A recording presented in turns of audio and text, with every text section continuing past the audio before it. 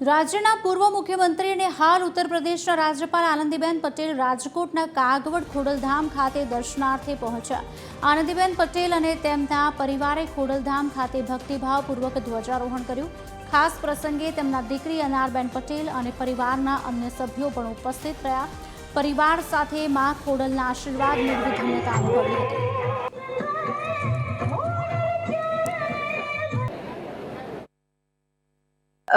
પૂરા પરિવાર સાથે જેમાં ખોડલનો ધજા ચડાવવાનો મોકો મળ્યો. બહુ વખતથી ઈચ્છા હતી કે આખા પરિવારને લઈને આવું, અને મા ખોડલની કૃપા કે જેથી મને અહીંયા હોદ્દો મળ્યો અને હું ટ્રસ્ટી બની.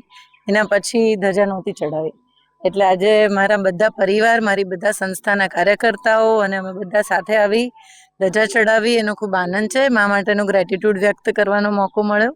મારી દીકરીની ફિલ્મ આવી રહી છે અને એનું બી અમને એક ભાવ હતો કે એનું ટ્રેલર આવ્યું અને ટ્રેલર પહેલા માના ચરણોમાં મૂકીને પછી આગળ એ કામ કરે, તો એનો બી ભાવ હતો. એટલે પરિવારના ભાવ માટે આજે અમે ધજા ચડાવી.